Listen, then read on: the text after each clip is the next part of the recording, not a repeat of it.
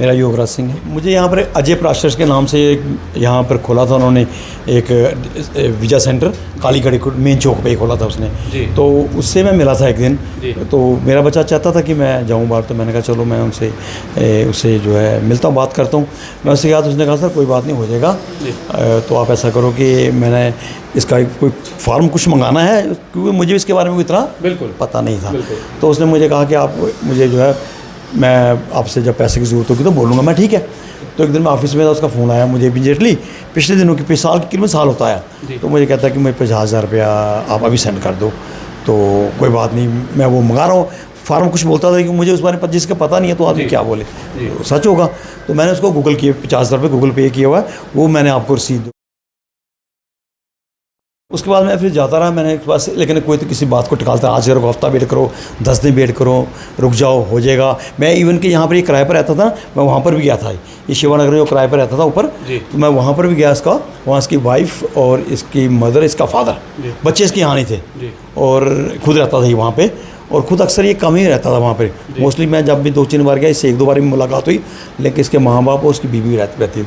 तो जब भी मैं इसके बारे में पूछा, वो गए हैं उसके काम में, मदर भी यही कहती थी इसी काम के सिलसिले में गया मैं, चलो कोई बात नहीं।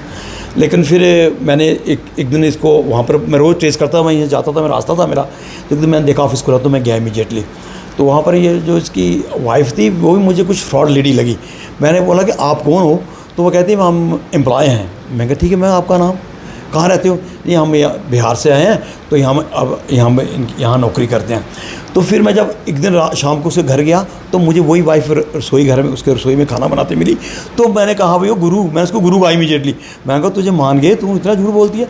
उसने मुझे, तूने वहाँ कहा कि मैं जॉब करती हूँ। उसने तुझे कहा नहीं कि ये मेरे हस्बैंड का सेंटर है, ये वीज़ा सेंटर हमारा ऑफिस है, ऐसा तुमने कुछ कहा नहीं। तू तो मैं उसको, मैंने कहा मान गया गुरु तो ये भाई, तो वाकई। लेकिन मेरे मन में उसने ख्याल आया कि बंदा गड़बड़ है। फिर मैं उसके पीछे लग गया था कि, क्योंकि मेरे बच्चे का पासपोर्ट भी उसके पास था। तो मैंने सबसे कहा पहले कि पहले पासपोर्ट निकालो, पहले पासपोर्ट ज़रूरी है। तो फिर मैंने 1-2 बार गया, तो इवन कि मेरी मिसेज मेरे साथ गई, तो कहने लगा आप घराव मत लेना तो बेशक ले, तो कहने लगा आप घराव मत लेना तो बेशक ले जाओ, पैसा भी ले जाओ, ये पासपोर्ट भी ले जाओ, इसको टाइम लगता है, ये है वो, आप थोड़े दिन वेट करो। तो मेरी मिसेज भी साथ में कहा चलो अगर कह रहा है लेट्स वेट कर लेते हैं, चलो। लेकिन फिर थोड़े दिन के बाद मैंने कहा, एक दिन शाम को गया, तो इस पर घर में मतलब कि इसकी मम्मी और वो उसकी जो वाइफ थी, और कह रहे थे कि उसके फादर बीमार हो गया है, उसका भाई लेने के लिए आ रहा है, हम जा रहे हैं। तो मैंने कहा मेरे बच्चे का पासपोर्ट तो दे दो। पैसे की बात मैं उनसे नहीं की, क्योंकि पैसे मैंने उनको दिए नहीं थे। वो बोलते तो यही कहना था हमें पता नहीं है, हमें पता नहीं है। उनके सामने नाम मैंने दिए थे।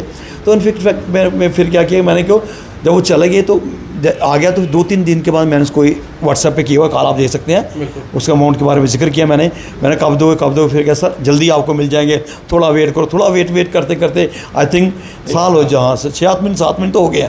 दिसंबर की बात चल रही है, वो भी ख़त्म होने का। तो इसलिए मैंने ये भाई है मेरे दोस्त एक यहाँ पर बेचारे, तो मुझे मिले, कहते हैं कम से कम सामने आओ, चलो आपके साथ जो हुआ। और मुझे ये भी सुनने में आया कि वो पहाड़ी बेल्ट जो हमारी बलावर बसूरी बनी बेल्ट है, उससे उन लोगों से, कुछ बच्चों से काफ़ी पैसे ऐंठ के ले गया, गुड हैंडसम अमाउंट ले गया वो, 10, 12, 15 लाख इस तरह के अमाउंट वो लेके यहाँ से बाहर हो गया। यहाँ से कुछ नहीं, अब चला गया है, वही बंद है। और जो उसका ऑफिस था, वहाँ पर मैंने देखा कि एक जगह उसने लगा रखा था AC, वो जगह उन्होंने AC निकाल लिया हुआ है। तो अब उन्होंने वहाँ पर जो मालिक थे उन्होंने लगा दिया रेंट बेसिस पे किसी और को देने के लिए। तो व्हाट्सएप पर अब मुझे यही कहता है कि मैं दूंगा, लेकिन वेट करते करते साल हो गया, उसने नहीं दिए। सो प्राण में चंबल के इनफैक्ट फंसा नहीं, इनफैक्ट क्योंकि ये चीज़ें, ये है काला सच, इसके बारे में पता नहीं है। मैंने इतने वहाँ से गुजर रहा था, तो मैंने देखा वहाँ पे बोर्ड लगा हुआ। अब जैसे ये कहीं भी जाएंगे देखेंगे बोर्ड, तो इंसान सोच चल गया हमारे मुतल्लिक किया, यहाँ चलते हैं, पता करते हैं पहले। तो मैं उसी के पास गया, तो उस वक्त वो ये इसकी मिसेज मुझे मिली, तो बाद में फिर ये मिला। तो फिर मैंने उनको बताया कि मेरा बच्चा इस तरह जाना चाहता है, उसे स्टडी बेसिस के ऊपर, इस तरह बाद गैप भी है, मैं सब कुछ बता दिया, गैप भी 4-5 साल का है। तो सब कुछ मैंने उससे कोई फ्रॉड नहीं किया कि मैंने कोई चीज़ गलत बताई है। पुलिस के मैं ये चाहता था कि अगर मेरे जाने के बाद, इस चीज़ को पब्लिकली जाने के बाद कुछ और लोग मुझसे जुड़े, क्यों ना हम एक जॉइंट कंप्लेंट दें। लेट्स सो मैं अकेला दे रहा हूँ 50 लोगों की, क्यों नहीं हमारी 50 लाख की कंप्लेंट आए। उसने किया, डेफिनेटली किया उसने, डेफिनेटली किया उसने, ये तो मुझे लग गया पता। इवन कि एक लड़का उसके पास रहता था वहाँ, मैं उसको फिजिकली जानता हूँ, ऐसे नाम नहीं पता, अगर मुझे मिल जाए पहचान सकता हूँ मैं। वो उसने लड़का वहीं पर बैठा के रखा, तो आज बेचता हूँ, कल बेचता हूँ। आई थिंक वो उससे 10-12 लाख ले गया वो बड़ा काफ़ी प्राउड हुआ है। अब ये कहता हूँ, मैं कहता हूँ कि वो लोग आने चाहिए, दे शुड कम आउट, उन्होंने आना चाहिए। मेरे से संपर्क करें, मैं अपना नंबर देता हूँ उनको, 97 44 93 95, मुझे कॉल करें तो हम एक जॉइंट जो है फाइल करें साइबर क्राइम में या पुलिस स्टेशन में।